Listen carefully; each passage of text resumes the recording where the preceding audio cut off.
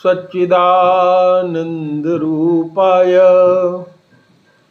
विश्वोत्पत्त्यादिहेतवे तापत्रय विनाशाय श्रीकृष्णाय वयं नुमः।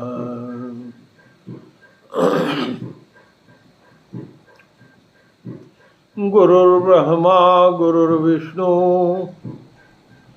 गुरुर्देवो महेश्वर गुरुः साक्षात् परब्रह्म तस्मै श्री गुरुवे नमः। अज्ञानतिमिरान्धस्य ज्ञानाञ्जनशलाकया चक्षुरुन्मीलितं यस्य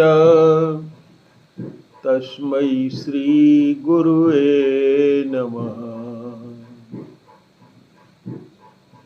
श्रीराम जय राम जय जय राम, श्री राम जय राम जय जय राम। जय रघुनंदन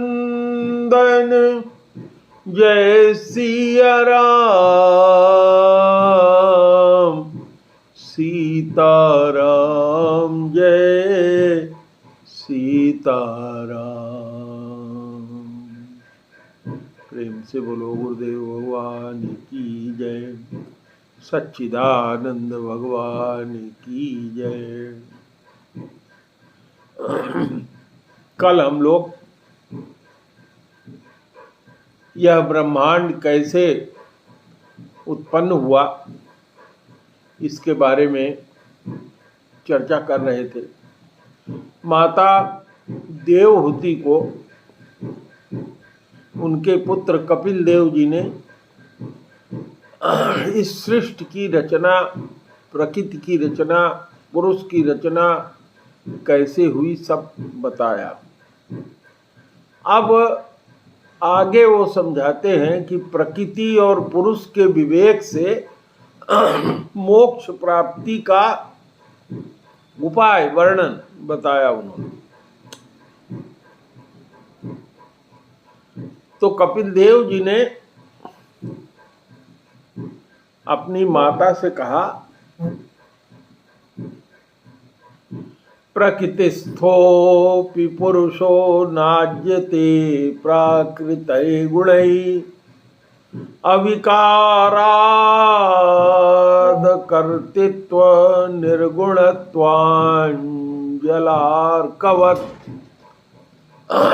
समझाया उन्होंने कि हे माता जी, जैसे अगर सैकड़ों घड़े एक साथ रखे जाएं और सब में पानी भरा हो तो सब में सूर्य की परछाई सब घड़े में पड़ेगी।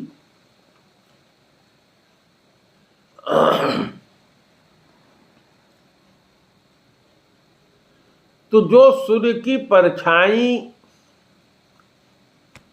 पड़ रही है घड़े में, तो सूर्य की इस परछाई का जो घड़े में भरा हुआ जल है उसकी चंचलता से, उसकी शीतलता से या उष्णता से,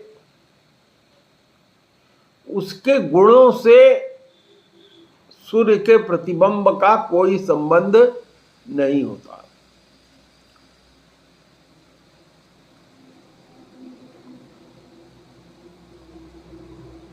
इसी तरह से जो हम लोगों का शरीर बना है, तो प्रकृति का कार्य जो है इस शरीर में स्थित रहने पर भी जो हमारी आत्मा है इसका जो सुख दुख आदि हमारे शरीर में उत्पन्न होते हैं या परिवार में उत्पन्न होते हैं, उसका उस आत्मा पे असर नहीं पड़ता। आत्मा जो है निर्विकार होता है, अकर्ता होता है और निर्गुण होता है।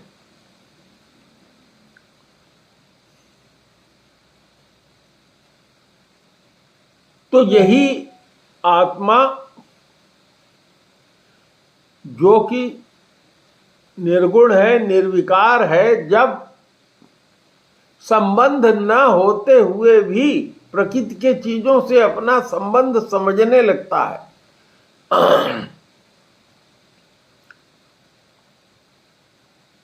जो गोस्वामी जी ने रामायण में लिखा है, सो माया बस भयउ गोसाई, अबदेव कीर मरकट की नाई। तो यह आत्मा जो इस शरीर में है, इसका इस शरीर से, इस शरीर के रिश्तेदारों से, शरीर में होने वाले दुख सुख से कोई मतलब नहीं। लेकिन जब हम इसको ओढ़ लेते हैं अपने ऊपर कि नहीं, हम ये शरीर ही हैं, मैं ही इस सुख दुख का करता हूं, तो ऐसा अभिमान के कारण जो इसमें पुण्य होता है, पाप होता है, कर्म होता है, उससे वो अपनी स्वाधीनता और अपनी शांति को खो देता है जीव। और इसका परिणाम क्या होता है कि वो उत्तम, मध्यम और जो नीच योनियां होती हैं उसमें उसके कर्म के अनुसार, चूंकि उसने उसको स्वीकार कर लिया, तो उसके अनुसार उसका जन्म होता है। इसका उदाहरण समझाया कि जैसे सपने में हम लोग सोते हैं और सपने में यदि कोई सांप आकर के काट ले, जो दुख होता है उस समय कि हमको सांप ने काट लिया और इस तरीके से हम दुखी हो रहे हैं, मर रहे हैं, कष्ट हो रहा है। लेकिन जैसे नींद खुलती है तो पता लगता है कि वो बेकार था। उसी तरह से हम लोग इस शरीर में जिंदा हैं, लेकिन जितनी चीजें हो रही हैं, सुख दुख, ये सब सपने जैसी ही हैं, लेकिन हम उसको वास्तविक मान लेते हैं कि ये घट रहा है, जिसके कारण हम लोग दुखी हो जाते हैं, उसको अपना लेते हैं। इसी को अविद्या कहते हैं। और इसी से हमारा मन जो है, जो हमारे इंद्रियों के विषय हैं, उनका चिंतन करने लगता है और परिणाम स्वरूप इस संसार चक्र में उसका आवागमन होता रहता है।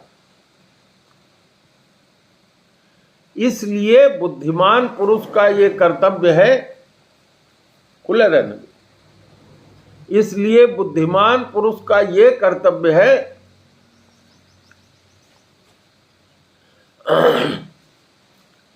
कि हमारे इंद्रियों के जो विषय हैं उसका चिंतन हम अपने मन से न करें। और इसको हमें क्या करना चाहिए? तीव्र भक्ति योग के द्वारा और वैराग्य के द्वारा धीरे धीरे अपने मन को अपने बस में ले आना चाहिए। क्योंकि कल हमने आपसे बताया कि मन जो है, मन के 4 स्वरूप है, मन, बुद्धि, चित्त और अहंकार। तो मन ही जो है इस 4 स्वरूप में जाता है और मन ही विषयों का चिंतन करने लगता है, अपने इंद्रियों के विषयों का, सुख का, दुख का, अपने परिवार के लोगों का और सबका, जिस कारण उसी में फंस जाता है। तो इसको हमें बार बार एकाग्र करके भगवान में सच्चा भाव रखे, भगवान की कथा का श्रवण करे, समस्त जो संसार में प्राणी हैं उनसे समता का भाव रखे, किसी से बैर न करे, जो किसी एक चीज में ज्यादा मन लग रहा है, जिसको आसक्ति कहते हैं, उसका त्याग करे, मौन व्रत रखे, ब्रह्मचर्य का पालन करे और भगवान को समर्पित किए हुए सारे चीजों को ग्रहण करे।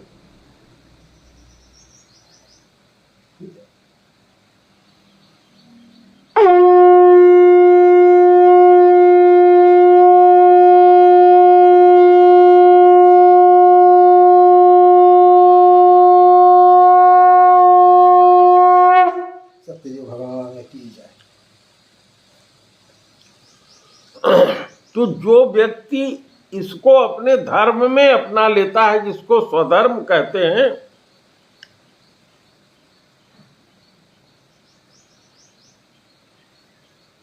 तो वो ये देखता है कि हमें भाग्य से जो कुछ मिल गया है उसमें हम संतुष्ट रहें, जितने से हमारा भोजन करने से काम चल जाए उतना ही हम भोजन करें, किसी के संसर्ग में न रहें, एकांत भाव में अपने स्वभाव को बनाए रखें, शांत स्वभाव में रहें, हम सबके मित्र हैं ये भावना रखें, दयालु हो, धैर्यवान हो, और प्रकृति पुरुष का जो स्वरूप समझा है इसको अपने दिमाग में याद रखें। तो जब ये तत्वज्ञान होगा तो अपनी पत्नी, पुत्र, पति, संबंधियों सहित मैं मेरेपन का अभिनिवेश नहीं करता। ये ठीक है कि हमारी पत्नी है, ठीक है कि हमारे बच्चे हैं, हम हैं, हमारा परिवार है, लेकिन उसमें अभिनिवेश न करें।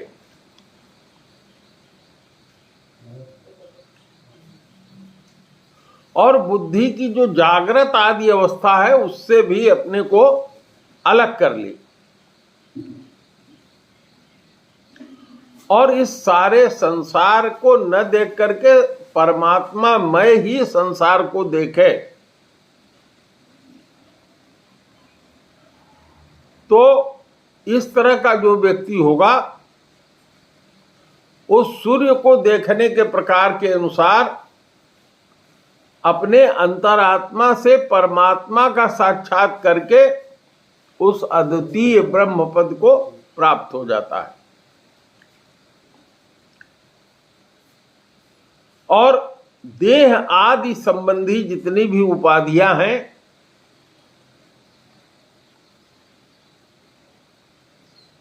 उनसे पृथक पृथक जो उपाधियां हैं उनसे अहंकार आदि मिथ्या जो होने के कारण हर चीज जो सत्य रूप में भास रही है उससे जो प्रकृति का अधिष्ठान है उसको ये समझे। जब जान गया तो समझे कि ये सब प्रकृति का ही रूप है, इसमें हमारी व्याप्ति नहीं है, हम इसमें होते हुए भी इससे अलग हैं, और सब में यह प्रकृति और भगवान व्याप्त है। तो जैसे अभी बताया गया कि घड़े में सूर्य का जो प्रतिबिंब है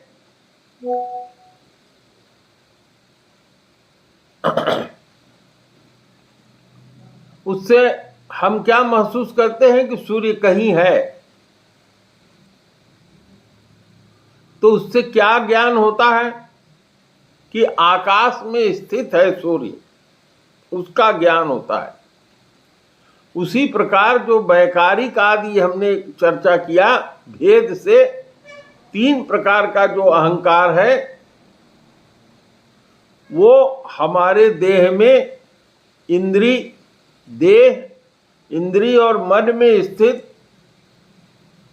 प्रतिबिंबों को दर्शाता है।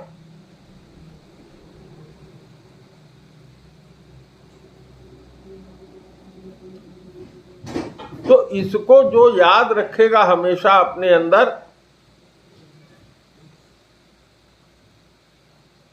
तो उसको विवेक बना रहेगा, ज्ञान प्राप्त रहेगा, और वो जीवन छूटने के बाद मोक्ष को प्राप्त हो जाएगा। इतना सुनने के बाद जो माता थी देवहूति, उसने पूछा कि हे भगवान, ये जो पुरुष यानी आत्मा आपने बताया और जो प्रकृति बताया जिससे इस शरीर का निर्माण हुआ है, दोनों ही नित्य हैं और एक दूसरे के आश्रय से रहने वाले हैं, क्योंकि आत्मा भी अकेले नहीं रह सकता बिना शरीर के, और शरीर प्रकृति से बनी हुई है। तो कह रही है कि इसलिए प्रकृति तो कभी पुरुष को छोड़ ही नहीं सकती। कहा कि हे भगवान, जिस प्रकार गंध और पृथ्वी तथा रस और जल अलग अलग नहीं हो सकते, इसी प्रकार पुरुष और प्रकृति भी एक दूसरे को छोड़कर पृथक नहीं रह सकता। अतः जिसके आश्रय से जो पुरुष यानी आत्मा है, जो अकर्ता है, उसको ये कर्म बंधन प्राप्त हुआ है, उसको प्रकृति के गुण में निवास करने के साथ कैसे उसका मोक्ष और कैवल्य होगा। और कहा कि यदि तत्व के बारे में जान लेने से या विचार करने से इस संसार का भय निवृत्त हो जाए, ये तो हो नहीं सकता। तो भगवान कपिल देव जी ने समझाया, उत्तर दिया कि जैसे दो लकड़ियों को रगड़ते हैं तो उससे अग्नि उत्पन्न हो जाता है, जिसको अरणी कहते हैं। तो क्या करता है, जैसे आग उत्पन्न हो गई तो दो लकड़ियों को रगड़ा गया, उससे आग उत्पन्न हुई, तो जिन दो लकड़ियां जिनसे आग उत्पन्न हुई, पहले तो आग उन्हीं दोनों को जला देगी, उसी को पकड़ती है। उसी प्रकार से निष्काम भाव से अगर अपने स्वधर्म का पालन किया जाए तो जब अंतःकरण शुद्ध हो जाता है और भगवान की भगवत कथा बहुत लंबे समय तक सुना जाए और तीव्र भक्ति उत्पन्न हो जाए, तत्व साक्षात्कार किया जाए, तो जो ज्ञान उत्पन्न होगा उससे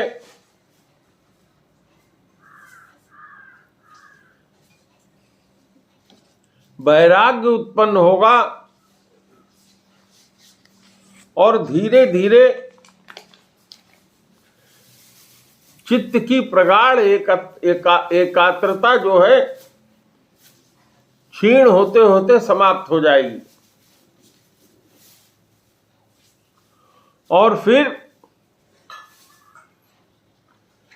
जो नित्य प्रति हम दोष देखते हैं, उससे जो प्रकृति है उससे हम स्वतंत्र हो जाएंगे।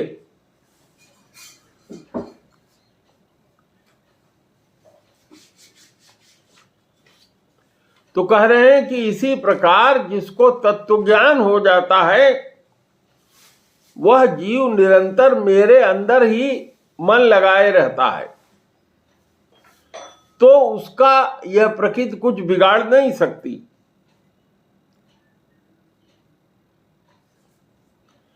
और कह रहे हैं कि जब मनुष्य अनेकों जन्म तक इस तरह के आत्मचिंतन में लगा रहेगा, तो यहां से लेके ब्रह्मा के लोक तक जितने भी भोग हैं उससे उसका मन ऊब जाएगा, वैराग्य हो जाएगा। इस तरह से जो मेरा वो धैर्यवान भक्त है, वो मेरी कृपा से तत्व ज्ञान प्राप्त करके सारे संशय से मुक्त हो जाता है। और फिर उसका ये जो लिंग देह है, जिससे शरीर मिला है, जिसको शरीर तीन तरह का बताया गया है ना, सूक्ष्म शरीर, कारण शरीर और स्थूल शरीर। तो जो कारण शरीर है उसी को लिंग शरीर कहते हैं। तो ये लिंग शरीर भी अपने आप इसी तरह से क्षीण हो जाता है, नाश हो जाता है, और वो जीव भगवान को प्राप्त होता है। तो फिर वो जीव लौट करके इस संसार में नहीं आता। कह रहे हैं लेकिन जब कोई इस तरह के साधना में चलेगा तो अणिमा, गरिमा, लघुमा, महिमा, वसित, तो ये सब तो संसार की बहुत सी सिद्धियां, योग सिद्धियां उसको प्राप्त होने लगती हैं। अगर उसमें वो नहीं फंसेगा तब तो मेरे परम पद को प्राप्त हो जाएगा, और अगर उन सिद्धियों में फंस गया तो फिर वो लटक जाएगा, फिर मेरे पास नहीं आ पाएगा। इस तरह से उन्होंने अपनी माता को पूरा समझाया।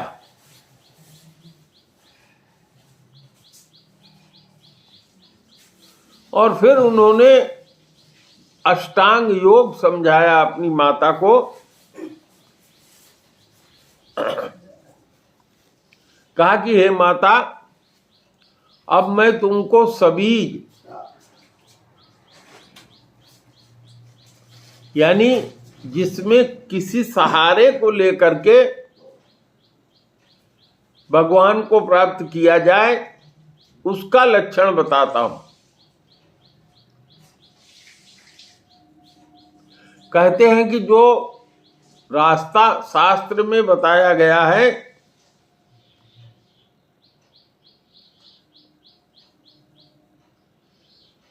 उसके अनुसार अपने धर्म का पालन करना, भाग्य के अनुसार जो कुछ मिल जाए उसमें संतुष्ट रहना, जो आत्मज्ञानी हैं उनका सत्संग करना,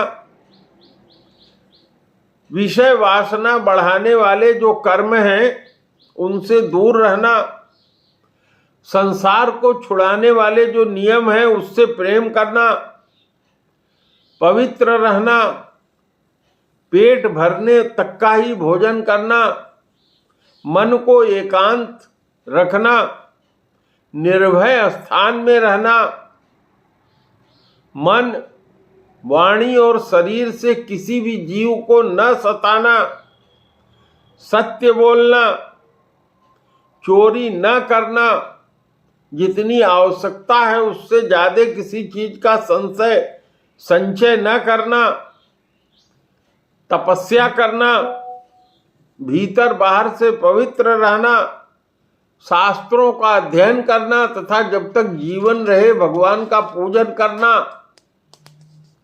अपनी वाणी का संयम करना, उत्तम आसन द्वारा अभ्यास करना, स्थिरता पूर्वक बैठना, प्राणायाम के द्वारा अपने मन और श्वास को जीतना, इंद्रियों को मन के द्वारा विषयों से हटाकर अपने हृदय में लगाना, मूलाधार आदि किसी एक स्थान पर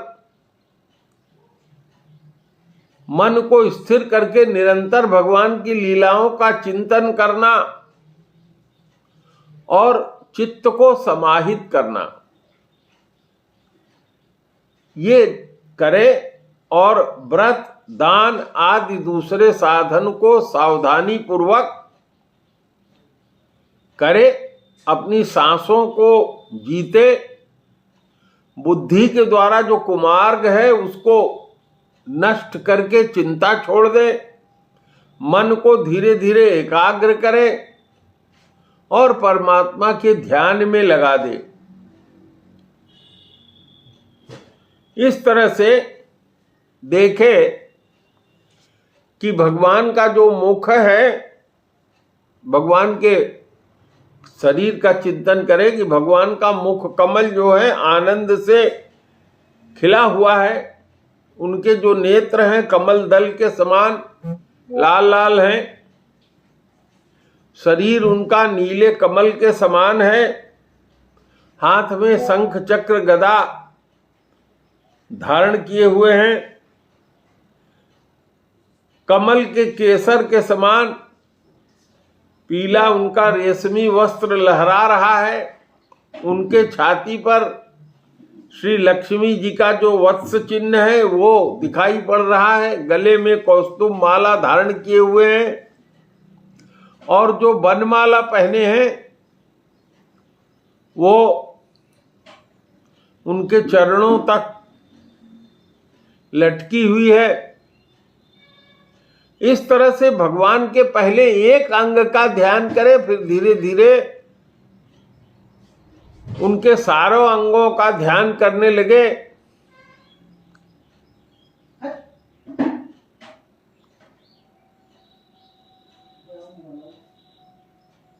तो इस तरह का जो व्यक्ति है वो भगवत को प्राप्त कर लेता है। जब तक शरीर रहे इसका चिंतन इसी तरह से करता रहे।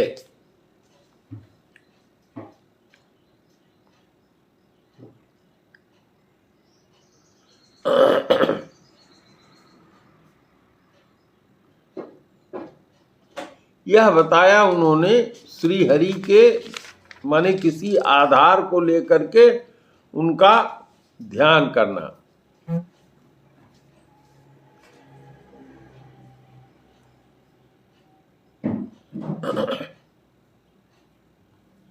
तो इसको करने से सारी चीजें अपने आप धीरे धीरे प्राप्त हो जाती हैं। फिर उनकी माता ने फिर पूछा कि हे पुत्र, जैसे प्रकृति का महतत्व का लक्षण सांख्य शास्त्र में तुमने बताया, जिसके द्वारा उनका स्वरूप अलग अलग जाना जाता है, और भक्ति योग को ही उसका प्रयोजन किया है, वो आपने मुझको बताया। तो तुमने कहा कि तीव्र भक्ति योग, तो अब मुझे भक्ति योग का मार्ग विस्तार पूर्वक समझाओ, और जो जीवों का जन्म मरण रूपी गति है इसका भी हमको सुनाओ, और इनको सुनने से किस प्रकार जीव को वैराग्य होता है ये भी मुझे बताओ। जो ब्रह्मा आदि का शासन करने वाले भगवान हैं, या जिनको काल कहा जाता है, उसका स्वरूप भी मुझको समझाओ। ज्ञान दृष्टि लुप्त हो जाने के कारण जो हमारा देह और रिश्तेदार तथा वस्तुओं में मन लग गया है, चिरकाल से लगा हुआ है, तो उसको कैसे जगाया जाए ये मुझको समझाओ। तो अब कपिल जी उनको अपनी माता को फिर से इसको समझाते हैं, वो आप लोग समझने का प्रयास कीजिए।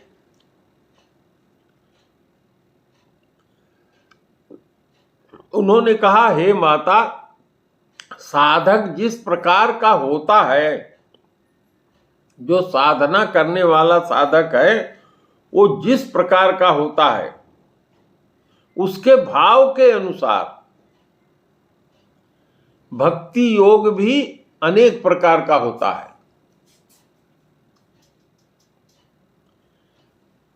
क्योंकि जो साधक है उसका अपना स्वभाव और उसका गुण अलग अलग हो जाता है, होता है।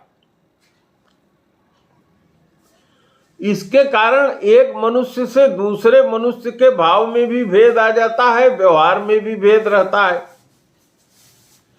तो कहा कि जो क्रोधी पुरुष होता है उसके हृदय में हिंसा होती है, अपने को बड़ा मानने का दंभ होता है, दिखावा जिसको कहते हैं।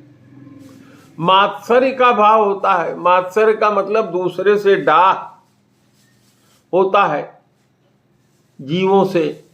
ये सब अपने हृदय में वो रखता है और हमसे प्रेम करता है। अगर वो इस तरह का जीव भी हमको प्रेम करता है तो कहते हैं कि इस तरह का जीव मेरा तामस भक्त कहलाता है। और दूसरा बता रहे हैं कि उस तरह का जीव जो चाहता है कि संसार की जितनी चीजें हैं वो हमको प्राप्त हो जाएं, हमें संसार में नाम प्राप्त हो जाए, धन प्राप्त हो जाए और हमारे मूर्ति का पूजन करता है, तो इस तरह का जो भक्त होता है, कह रहे हैं कि इस तरह का भक्त मेरा राजस भक्त कहलाता है। और बता रहे हैं कि ऐसा भी व्यक्ति होता है जो अपने पाप का क्षय करना चाहता है कि हमारा पाप क्षय हो जाए, परमात्मा को अर्पित हो जाए और परमात्मा का पूजन करना हमारी ड्यूटी है। इस बुद्धि से मेरा पूजन करता है, वही मेरा सात्विक भक्त है। कहा कि जिस प्रकार गंगा जी हिमालय से निकल करके निरंतर समुद्र की ओर बढ़ती रहती हैं, इसी तरह से जो जीव मेरे गुण को सुनता है और निरंतर अविच्छिन्न रूप से मेरे में मन लगाया रखता है और अपने मन को निष्काम करके अनन्य भाव से मेरा ध्यान करता है, ये निर्गुण भक्ति योग कही जाती है। तो कहा इस तरह के कोई कामना न रखने वाले जो मेरे निष्काम भक्त हैं, उनको मैं देना भी चाहता हूं, मुक्ति देना चाहता हूं 5 प्रकार की। सालोक्य मुक्ति यानी मेरे लोक में हमेशा के लिए निवास करना, साष्टी मुक्ति यानी कि जो ऐश्वर्य हमारा है वही उसको प्राप्त हो जाना, सामीप्य मुक्ति यानी हमारे समीप निवास करना, सारूप्य मुक्ति हमारे जैसा रूप प्राप्त कर लेना, और सायुज्य मुक्ति मेरे में मिल जाना। इस तरह का मोक्ष तक मेरे भक्त नहीं लेते, वो केवल मेरी सेवा करना चाहते हैं। तो इस तरह से जो मुक्ति का तिरस्कार करने वाले मेरे भक्त हैं, ये इस भक्ति योग के द्वारा मुझको साध लेते हैं।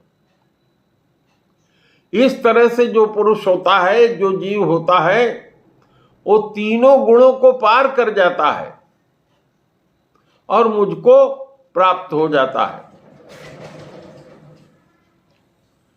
जो जीव नित्य नैमित्तिक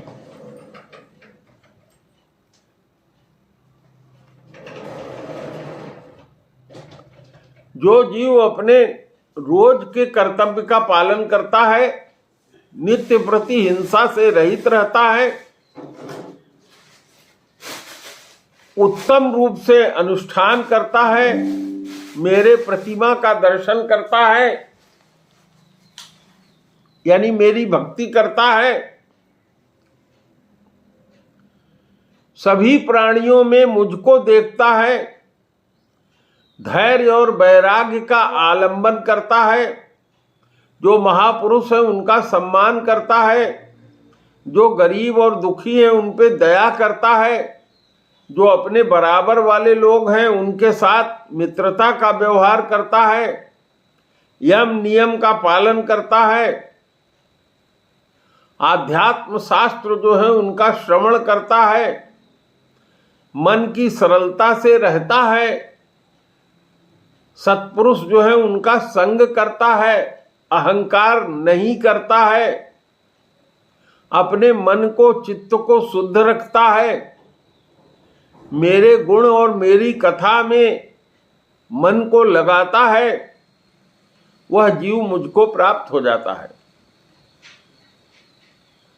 कहा कि जिस प्रकार से हवा किसी पुष्प के गंध को उड़ा के कहां तक पहुंचाती है, आदमी की नासिका जहां है वहां तक पहुंचा देती है, उसी प्रकार से जो मैंने भक्ति योग बताया है, इसमें जो जीव तत्पर हो जाता है यानी लगा रहता है, राग द्वेष छोड़ करके लगा रहता है, वो मुझको प्राप्त हो जाता है। जैसे फूल की खुशबू नाक तक हवा पहुंचा देती है, वैसे ही ये भक्ति योग जो है उस जीव को जो करता है उसको मेरे पास पहुंचा देता है। भगवान ने कहा कि मैं तो आत्मा के रूप में सभी जीवों में हूं, तो ऐसा कोई व्यक्ति जो आत्मा रूप में स्थित किसी प्राणी का निरादर करे और मेरी प्रतिमा का पूजन करे, यानी मुझको भगवान की मूर्ति मान के पूजन करे, और बगल में कोई जीवित बैठा हुआ है, चाहे बानर हो, आदमी हो, चींटी हो, कुछ भी हो, उसका ध्यान न रखे, केवल मेरा पूजन करे, तो कह रहे हैं कि ये केवल नाटक है, स्वांग है। मैं सबका आत्मा हूं, सबका परमेश्वर हूं, सभी जीवों में स्थित हूं। ऐसी दशा में जो मोहवश सब जीवों में मैं जो हूं उसकी उपेक्षा करता है, केवल मेरी प्रतिमा यानी खाली मेरे मूर्ति की पूजा करता है और मेरे लिए हवन इत्यादि करता है, दूसरे जीवों के साथ बैर करता है, उनके शरीर में विद्यमान मुझसे द्वेष करता है, ऐसे जीवात्मा को कभी शांति नहीं मिल सकती। कहा जो दूसरे जीवों का अपमान करता है, बहुत सी घटिया बढ़िया सामग्री से, अनेक प्रकार का विधि विधान से मेरी मूर्ति का पूजन भी क्यों न करे, तो मैं उससे प्रसन्न नहीं होता।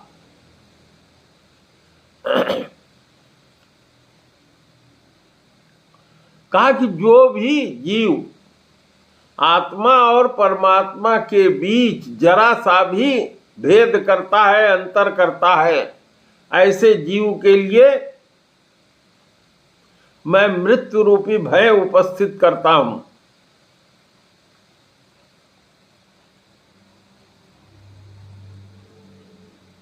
तो कहा अतः जितने प्राणी हैं सबके भीतर जो मैं घर बना करके स्थिर रहता हूं, उनका यथा योग्य सम्मान करना चाहिए, मान करना चाहिए, सबके साथ मित्रता का व्यवहार करना चाहिए, तथा समदृष्टि रखना चाहिए, तभी मेरी पूजा होती है। इस तरह से उन्होंने अपनी माता को भक्ति योग का ज्ञान दिया।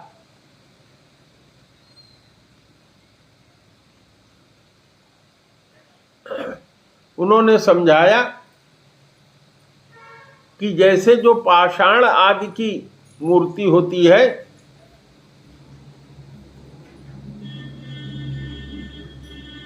उसके तुलना में जो वृक्ष है वो श्रेष्ठ है, उसके तुलना में जो सांस लेने वाले प्राणी हैं वो श्रेष्ठ हैं,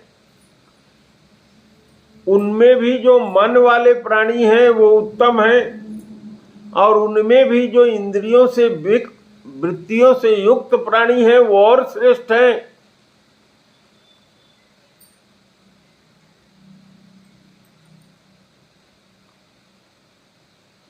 कहा इस तरह से सारे जीवों का यह मान करके कि जीव रूप में मैं अपने अंश के साथ साक्षात ही सब में उपस्थित हूं, इसलिए सभी जीवों का आदर करे और सब में मुझको मान करके प्रणाम करे। कहा हे माता जी, इस तरह से मैंने तुमको भक्ति योग का वर्णन सुना दिया। इनमें से जो मैंने बताया है 2-3 तरीके, इसमें से जो एक का भी पालन करता है वो मुझे प्राप्त हो जाता है। इस तरह से भक्ति योग का वर्णन किया उन्होंने। अपनी माता को ज्ञान दिया, उनकी माता ने इसको विधिवत समझ लिया, और समझ लेने के बाद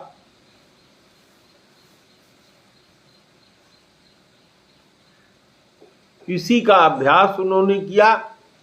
अभ्यास करके धीरे धीरे वो